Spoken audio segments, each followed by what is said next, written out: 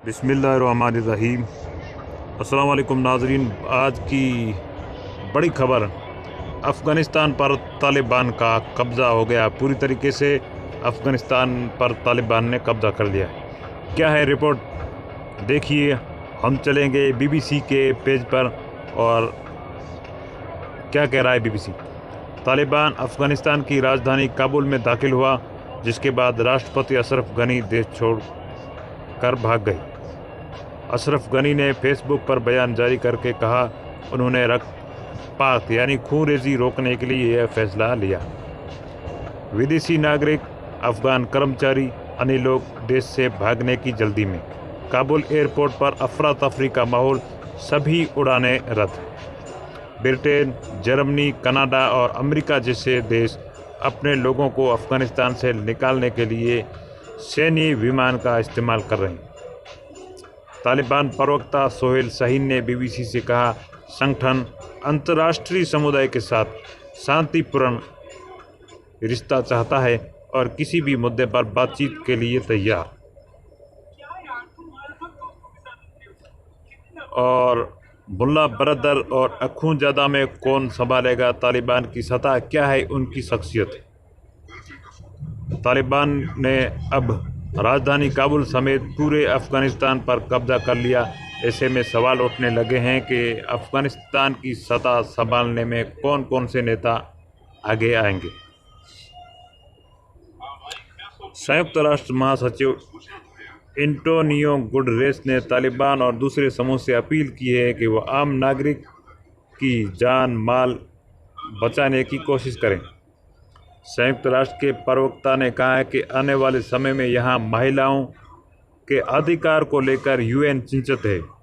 उन्होंने कहा है कि यूएन अफ़गानिस्तान में शांति चाहता है। एंटोनियो गुटरेस ने एक ट्वीट कर कहा, अफ़गानिस्तान में जारी संघर्ष और मानवाधिकार के गंभीर उल्लंघन की खबरों के वहाँ से हजारों लोग भागने की कोशिश कर रहे हैं। यहाँ सालों बाद महिला और लड़कियों को मिले अधिकार को बचाने की ज़रूरत है।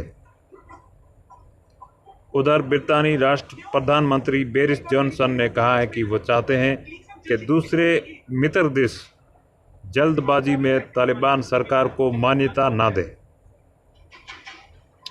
अफ़गानिस्तान के पूर्व राष्ट्रपति हामिद करज़ई, उनकी जिगरे को भी दाद देनी पड़ेगी क्योंकि सब लोग भाग गए लेकिन वो नहीं भागे। कहा है कि तालिबान के हाथों सत्ता हस्तांतरण के लिए एक कोऑर्डिनेशन काउंसिल का गठन किया गया है, जिसमें उनके अलावा तालिबान के साथ शांति वार्ता में शामिल अब्दुल्ला और वो भी नहीं भागे। 80 के दशक में मुजाहिदीन की अगुवाई करने वाले गुलमुद्दीन हिकमतयार शामिल हैं। एक ज़माने में गुलमुद्दीन हिकमतयार को बुचर ऑफ काबुल यानी काबुल का कसाई कहा जाता था। अफ़गानिस्तान के इतिहास में वो सबसे विवादित हस्तियों में से एक है।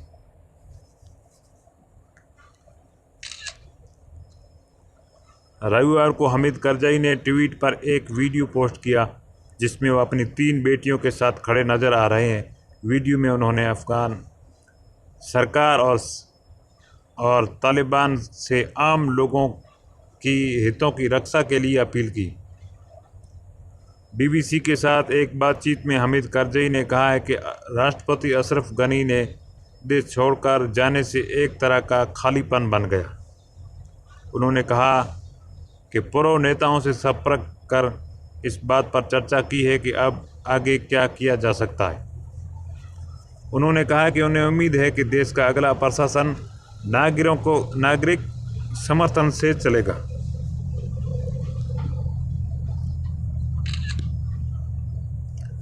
अफ़गानिस्तान में अमेरिकी नेतृत्व वाली सेना ने तालिबान को साल 2011 में सत्ता से बाहर का रास्ता दिखा दिया था, लेकिन धीरे धीरे समूह खुद को मजबूत करता गया और अब एक बार फिर इसने लगभग पूरे अफ़गानिस्तान पर कब्जा कर लिया।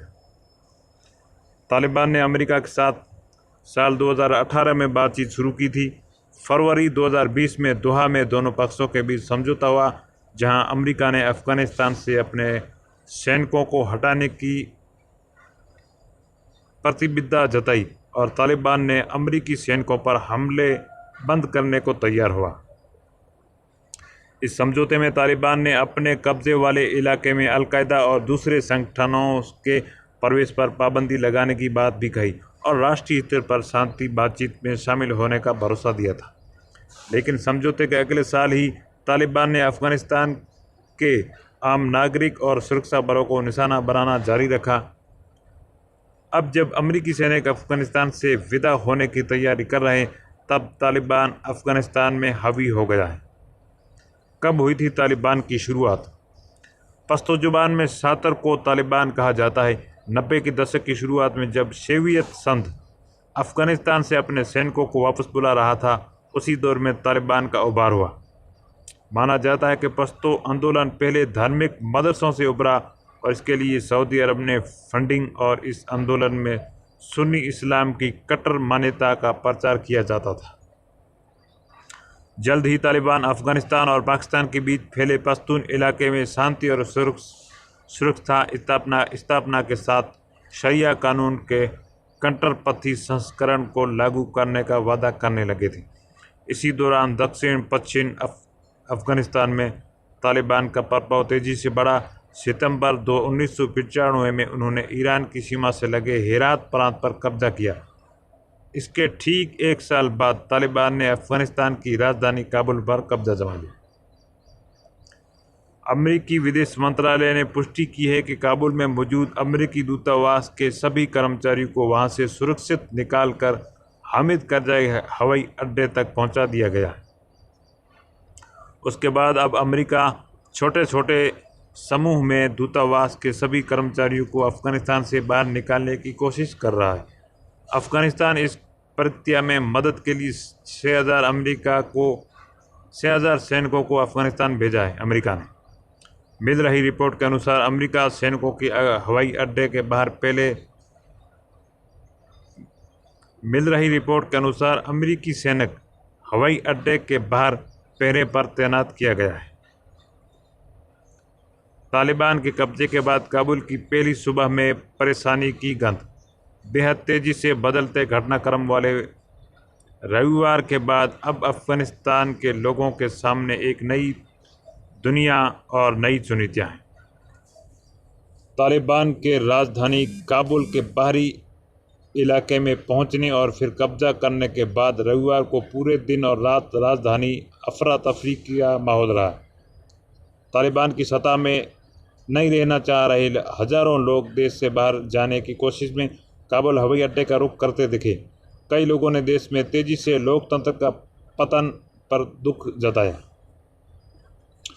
बीबीसी संवाददाता कवून खामोश ने ट्वीट कर जानकारी दी कि ऐसा लगता है कि काबुल परेशान चेहरों, हताश युवाओं और ऐसी दुखी परिवारों का गढ़ बन गया है जो काबुल से बाहर जाना चाहते हैं। उनके एक हाथ में फ़ोन है तो दूसरे हाथ के नाखून दांतों तले।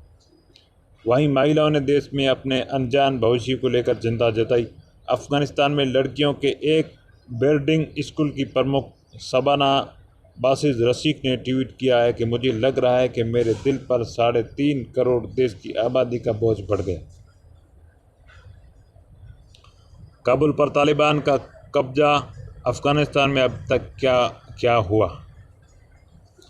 रविवार को अफगानिस्तान की राजधानी काबुल में महज कुछ घंटे की दूरी पर मौजूद जलालाबाद शहर पर कब्जा करने के बाद तालिबान लड़ाके काबुल के बाहरी इलाके तक पहुंच गए। उसके बाद तालिबान ने कहा है कि वो अफगान सरकार के साथ शांतिपूर्ण सत्ता हस्तांतरण को लेकर बातचीत कर रहे हैं और जब तक बातचीत जारी है उसके लड़ाके राजधानी में प्रवेश नहीं करेंगे।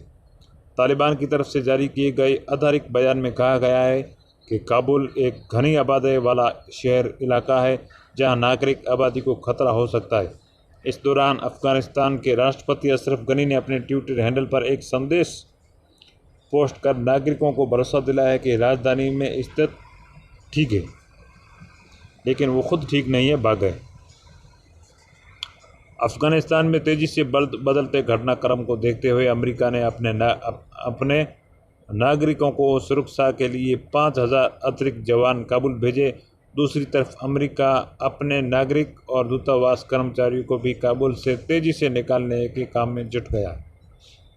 अफ़गानिस्तान की महिला शासन फरजाना कोचाई ने BBC को बताया कि लोग राजधानी काबुल छोड़कर भागने की कोशिश कर रहे हैं, लेकिन भागने के लिए कोई जगह नहीं बची। उन्होंने BBC से कहा है कि तालिबान के कब्जे में आने वाले इलाकों में महिलाओं ने काम पर जाना बंद कर दिया। वो स्कूल या दफ्तर नहीं जा रही, लेकिन तालिबान का कहना है कि महिलाएं काम पर जा रही हैं, स्कूल भी जा रही हैं, लेकिन पर्दे के साथ, और पूरा काम जो पहले जैसा चल रहा है।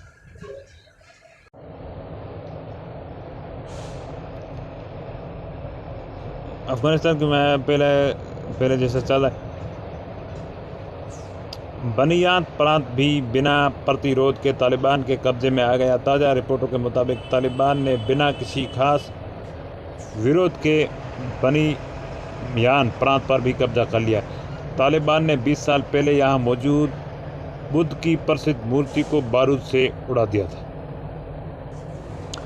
अफगानिस्तान से के कार्यवाहक गृह मंत्री अब्दुल सत्तार मीर जकवाल ने टेलो न्यूज़ को दिए एक बयान में कहा है कि सत्ता का हस्तांतरण शांतिपूर्ण तरीके से होगा और अंतरिम सरकार बनेगी। उन्होंने कहा कि काबुल पर हमला नहीं होगा। तालिबान ने काबुल के बाहरी इलाके में मौजूद बगराम एयरफील्ड और जेल को कब्जे में लेने का दावा किया। इसी सैन्य हवाई अड्डे से अमेरिका ने अफगानिस्तान में अपने 20 साल चले युद्ध में संचालन किया था।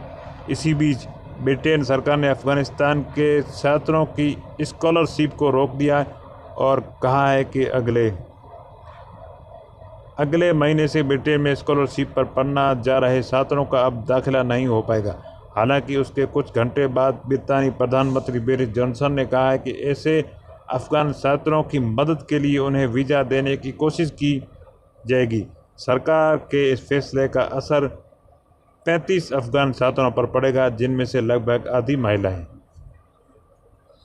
भारतीय समय अनुसार देर शाम तक अफगानिस्तान के राष्ट्रपति अशरफ गनी, उपराष्ट्रपति अमरुल्लाह सालेह ने देश छोड़ दिया। दूसरी तरफ तालिबान ने एक बयान जारी करके कहा है कि उसके लड़ाके आधारित तौर पर काबुल के इलाके में दाखिल हो रहे और दफ्तरों के कब्जे में ले रहे। तालिबान के कब्जे में आने और अफगान राष्ट्रपति के देश छोड़ने के बाद वहां कई जगहों पर गोलियां की आवाज़ सुनाई दी गई। अमेरिका के विदेश मंत्री एंटनी बिल्कन ने कहा है कि अमेरिका ने अफगानिस्तान स्थित अफगानिस्तान दूतावास काबुल एयरपोर्ट पर शिफ्ट कर दिया गया है। दूतावास की इमारत पर लगा झंडा भी उतार कर एयरपोर्ट ले जाया जाएगा, जिसके बाद इसे अफगानिस्तान से हटा लिया जाएगा। उसके बाद तालिबान ने दावा किया है कि उसने काबुल में राष्ट्रपति भवन को अपने कब्जे में ले लिया है। उसके कुछ ही घंटों बाद अल जजीरा ने एक वीडियो जारी किया जिसमें तालिबान के लड़ाके राष्ट्रपति भवन के भीतर नजर आए। तालिबान ने भी दावा किया है कि उसने काबुल के कई जिलों केंद्रों पर अपनी पहुंच बना ली है और उनमें से 11 जिलों को अपने कब्जे में ले लिया है। काबुल अंतर्राष्ट्रीय हवाई अड्डे पर सभी उड़ानों को रद्द कर दिया गया है। वहां केवल सैन्य विमान उड़ान भर सकते हैं। अफगानिस्तान के पूर्व राष्ट्रपति हामिद करज़ई ने एक वीडियो फेसबुक पर जारी करते हुए कहा कि परसों के लिए कहा है कि वो काबुल में ही रहेंगे अगर अमेरिका के देश में सैन्य अभियान के बाद 2001 में करज़ई देश के नेता बने। अफगानिस्तान से भागने के बाद राष्ट्रपति अशरफ गनी ने सोशल मीडिया पर एक बयान जारी करते हुए कहा कि देश में खूनरेजी रोकने के लिए उन्होंने यह कदम उठाया।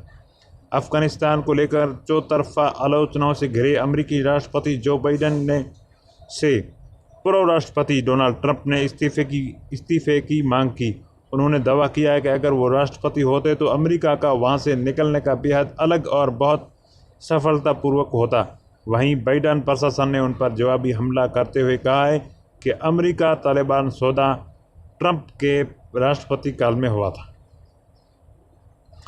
तालिबान के एक प्रवक्ता ने रविवार को समाचार चैनल अल जजीरा से कहा है कि अफगानिस्तान में युद्ध समाप्त हो गया। समाचार एजेंसी रॉयटर्स के अनुसार अल जजीरा को दिए इंटरव्यू में तालिबान के प्रवक्ता मोहम्मद नईम ने कहा है कि संगठन अंतर्राष्ट्रीय समुदाय के साथ शांतिपूर्ण रिश्ता रखना चाहता है और उसके साथ किसी भी मुद्दे पर चर्चा के लिए तैयार है।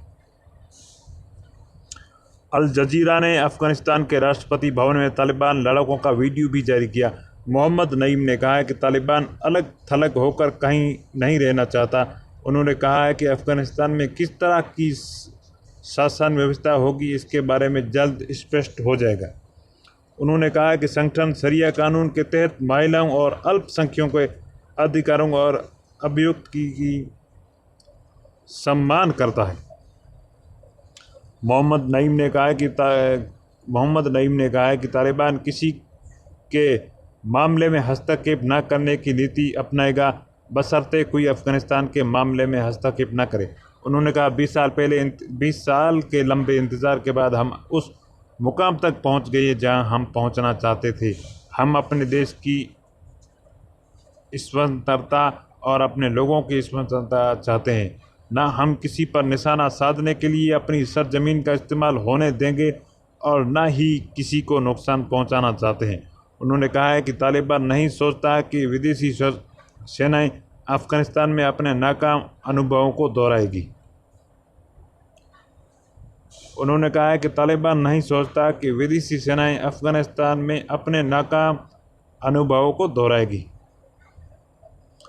रॉयटर्स के अनुसार रविवार को तालिबान के राजधानी काबुल में प्रवेश करने के बाद राष्ट्रपति अशरफ गनी देश छोड़कर भाग गए।